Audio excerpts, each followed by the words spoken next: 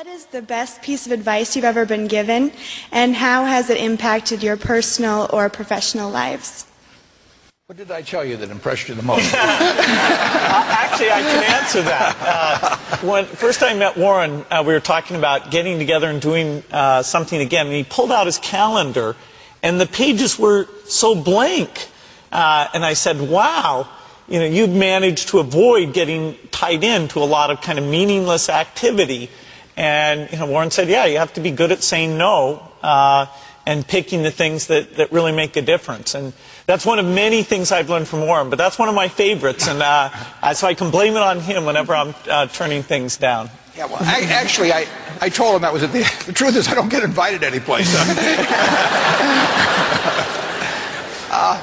I think that, I got an awful lot of good advice from my dad, and he didn't lay it on me. I mean, he just, you picked it up from him, but there was never any of this, do this, do that type of thing at all. But I think he really taught me that it's more important in terms of what's on your inner scorecard than your outer scorecard. I mean, some people get in a position where they're thinking all of the time of what the world's going to think of this or that instead of what they themselves think about it. And if your inner scorecard, if you're comfortable with that, I think you're going to have a pretty happy life. And I think the people that strive too much for the outer scorecard sometimes find that it's a little hollow when they get all through. When you need advice and feedback about an idea or decision, I'd like to know, who do you go to?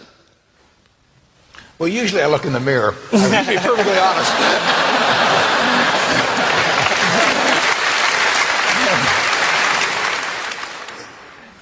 The nature of what I do means I have to think pretty much independently. Because if I take a poll, in effect, I'm going to do what everybody else is doing, and I don't think much of that usually in investments. And so I have to have an environment, and I have to have a temperament personally that lets me think for myself. And I've got a terrific partner, a fellow named Charlie Munger. And you can't find anybody any smarter, any better quality of anything. But we think a lot alike, and we do talk things over occasionally, but we don't talk them over very often because I know how he thinks, he knows how I think. He's taught me a lot, and why should I pay for a phone call if I know what he's going to say? So if I need to get a cabinet around to make decisions or anything like that, I probably shouldn't be running the place. That doesn't bother me to have the responsibility for it, but I just don't want to put it up to a vote because I've seen too many, particularly in the investment world, as you get larger and larger groups making the decisions, they get more and more homogenized. And I don't think you will ever get brilliant investment decisions out of a large committee. Yeah, for me, probably the most important decisions I make are a lot like when I pick what technologies the company's going to bet on. Those are a bit like Warren's, where you really have to be willing to be contrary, to leave some things aside and to go into some places that aren't very hot. If you get outside of that technical realm, I'm super lucky. I have Steve Ballmer, who's now CEO of Microsoft, and we're in each other's offices almost every day. He's more of a business type thinker, I'm more of a technology type thinker, but we a little bit have learned what the other one's going to say over the years, so we can give each other a hard time about the positions we expect. Outside of that, if I had some really tough decision, I'd talk to my dad, I'd talk to Warren, I'd talk to my wife Melinda. So I have enough people that know me and actually know where my judgment isn't its strongest, where I might get overexcited about something or forget to think about something. And so they're good at correcting, particularly Melinda, good at correcting whatever those blind spots are. And I think it's good to encourage your friends and advisors to really give them that license. I can go to a party and forget to say hello to various people or something. That's a very minor example of my blind spots. Not to the hostess. Well, Melinda would help me do that. Yeah, she would. So, a small number of people that you can turn to on certain key things is a great asset. And incidentally, at Berkshire, Bill has an integrated business. We have this diverse group out there. But we have 40 managers, and I really encourage them to be doing the same thing. I mean, they run their businesses, and they know how to do it. They're going to make some mistakes, but they basically make the calls, and they don't have to check with us. It's amazing how decentralized we are in that respect. But you know, we bet on brains, and we bet on people with energy and brains and integrity, and they're going to call most of them right. And I think we would lose an awful lot by having all kinds of layers of committees to review that they had to check with and that sort of thing. When you were just beginning your career, what sort of things do you think made a big impact in your success? What habits did you develop, and kind of what sort of things could you pass on to us as younger people? I had one habit that I developed when I was at college that was actually a very bad habit, which was I liked to show people that I didn't do any work and that I didn't go to classes and I didn't care. And then at the very last minute, like 2 days before the test, I'd get serious about it. And people thought that was funny. You know, that was my positioning, the guy who did nothing until the last minute.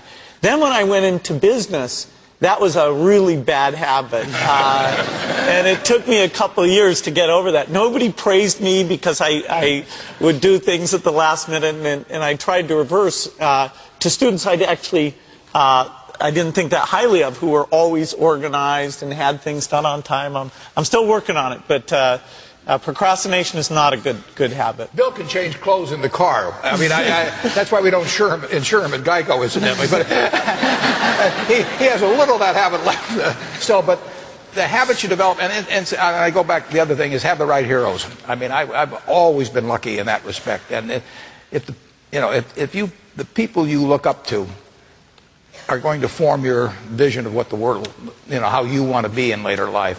And well, I'll give you two pieces of advice. I'd invest as much in myself as you can. I mean, you're your own biggest asset by far. I mean, you've got all kinds of potential. All the people in this room, you're lucky to be in this country, gotten a good education.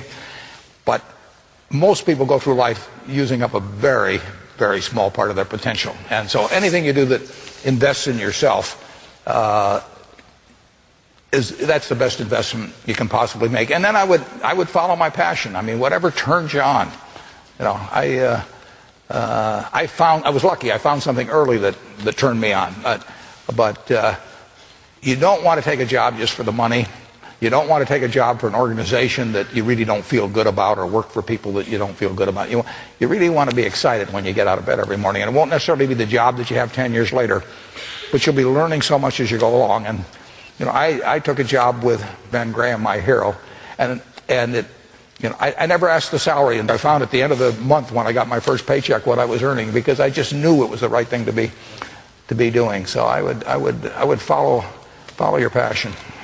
About the globalization of business, being a small business owner myself, I wonder how you see that affecting the small business sector. I don't think most small businesses, as I think of them, I don't think it's going to have that much effect on what you do. I mean, if you're bringing something to your customer that they want at a price that makes sense for them, you know, you're not going to be undercut by whether somebody's doing something in China or India on a small business. I mean, when I think of the small businesses I deal with, they do not have a problem with globalization. If you've got a major textile business or shoe business or furniture business, you're going to be very much affected by what's going on around the world in terms of production costs. So, yeah, globalization is important to track because it's changing the rules of the game. As Warren said, it doesn't directly affect a small business because usually the fact that you're there locally doing a very differentiated product means that somebody far away can't do exactly what you do. The biggest change agent in globalization is what's going on in China, where they are, in a sense, even more capitalistic than we are in terms of how they're letting businesses develop and keeping things very efficient. And so I think it's very important, no matter what career everybody here is going into, to look at China as a change agent, think about globalization, and then think about these indirect effects on the opportunities for the companies you work for. I think that will be very important.